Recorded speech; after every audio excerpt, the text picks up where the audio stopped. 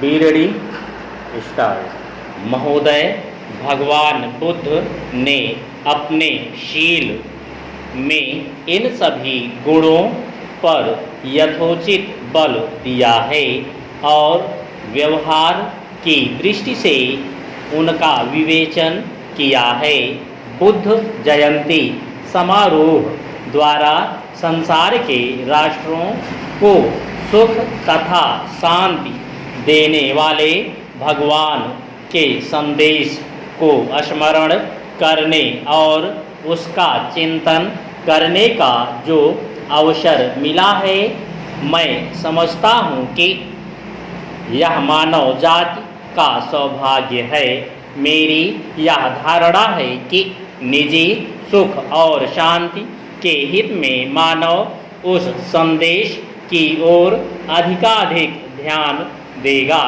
यह प्रसन्नता की बात है कि कई एक राष्ट्रों ने पंचशील के सिद्धांतों को स्वीकार कर लिया है।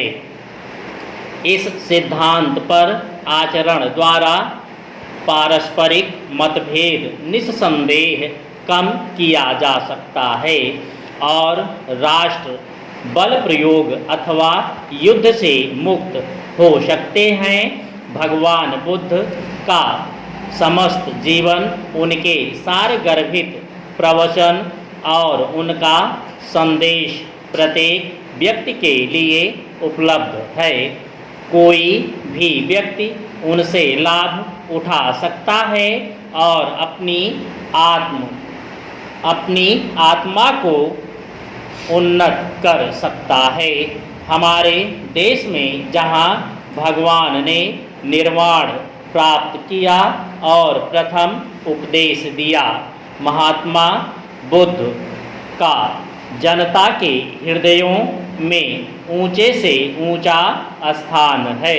प्राचीन परंपरा के अनुसार भारत के लोगों ने उन्हें कालांतर में ईश्वरीय अवतार का पद दिया था और इस देश से बौद्ध मत के लुप्त हो जाने के बाद भी विष्णु के रूप में उनकी पूजा बराबर होती रही।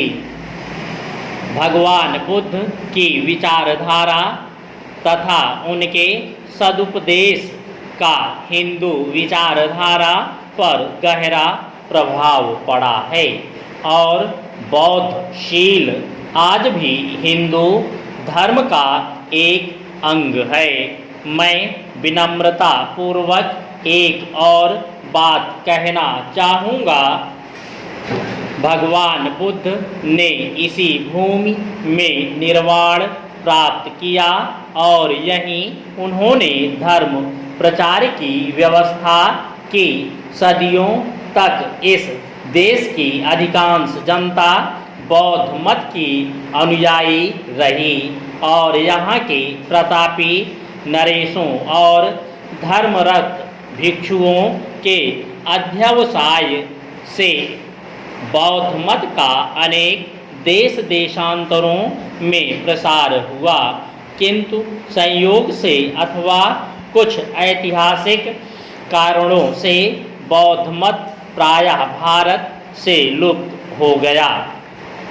यह सब होते हुए मैं कह सकता हूँ कि 2000 वर्ष की इस समस्त अवधि में भगवान बुद्ध के प्रति यहाँ के लोगों की आस्था तथा श्रद्धा बराबर रही। विश्व के इतिहास में शायद और कोई ऐसा उदाहरण नहीं मिलेगा। मुझे कोई भी दूसरा देश ऐसा दिखाई नहीं देता जहाँ कोई अवतार हुआ हो और समस्त जनता कुछ समय तक उसकी अनुयायी रहकर किसी अन्य मत को अपना चुकी हो, परंतु फिर भी उस देश में उस अवतार का वही आदर और उसके प्रति वही आस्था की भावना बनी रही हो।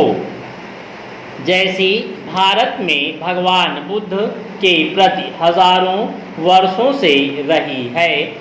हो सकता है कि यह सहिष्णुता और यह उदारता इस देश को स्वयं भगवान बुद्ध की ही देन हो। इस समय मानव एक संध्याकालीन समय से होकर गुजर रहा है।